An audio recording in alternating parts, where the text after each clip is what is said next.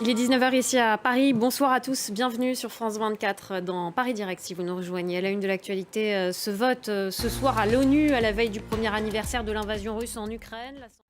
Voilà pour nos titres. Et puis juste après ce journal, à 19h10 heure de Paris, ce sera le débat. Un an après le début de l'invasion russe en Ukraine, quelles conséquences a eu cette guerre sur les relations entre les grandes puissances? Doit-on se préparer à une guerre de longue durée? On verra ça avec nos invités en plateau.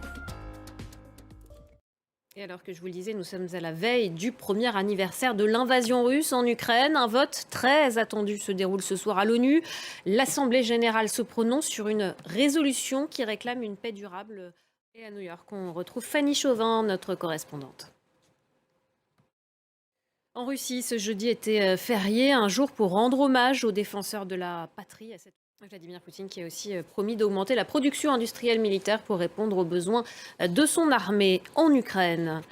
Dans l'actualité internationale également de ce jeudi, ce regain de tension au Proche-Orient. Israël a mené tôt ce matin des frappes dans la bande de Gaza en représailles à des tirs de roquettes. Ces tirs étaient une réponse à l'incursion militaire israélienne à Naplouse hier en Cisjordanie occupée.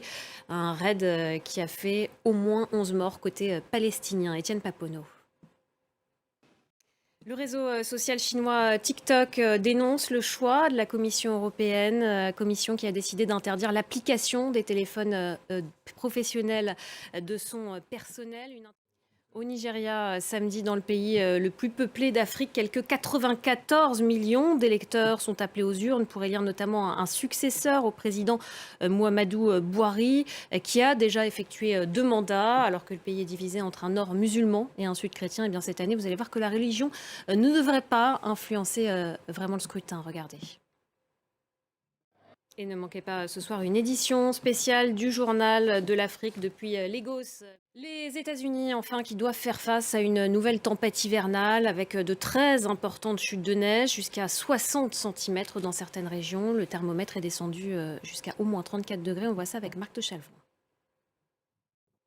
Voilà, c'est la fin de ce journal. Dans quelques instants, le débat sur France 24 consacré au premier anniversaire de l'invasion russe en Ukraine et à ses conséquences. Restez avec nous.